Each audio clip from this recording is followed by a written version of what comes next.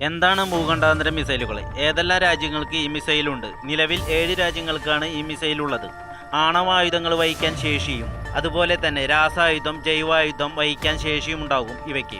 സാധാരണ മിസൈലുകൾ ഉപയോഗിക്കുമ്പോൾ ഒരു നഗരത്തെയാണ് ലക്ഷ്യം വയ്ക്കുന്നത്. എന്നാൽ ഭൂഖണ്ഡാന്തര മിസൈൽ ഒരു നഗരത്തിനുള്ളിലുള്ള ഒരു വീടോ ഹോട്ടലിനെയോ ആണ് ലക്ഷ്യം വയ്ക്കുന്നത്. അതായത് കൃത്യത കൈവരിക്കുന്ന ലക്ഷ്യങ്ങളെ ടാർഗറ്റ് ചെയ്യുക എന്നതാണ് ഇവയുടെ കടമ. ഇവയ്ക്ക് വളരെ ദൂരപരിധി കൂടുതലായിരിക്കും. ഒരു ഭൂഖണ്ഡത്തിൽ നിന്നും മറ്റൊരു ഭൂഖണ്ഡത്തിലേക്ക് ആണ് ലക്ഷ്യം വെക്കുന്നത്.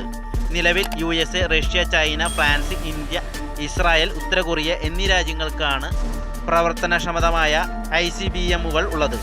റഷ്യ RSS-28 സാർമാറ്റ് 18,000 കിലോമീറ്റർ, ലക്ഷ്യം 10 metre. America LGM M30 13,000 kilometre, ലക്ഷ്യം 200 മീറ്റർ.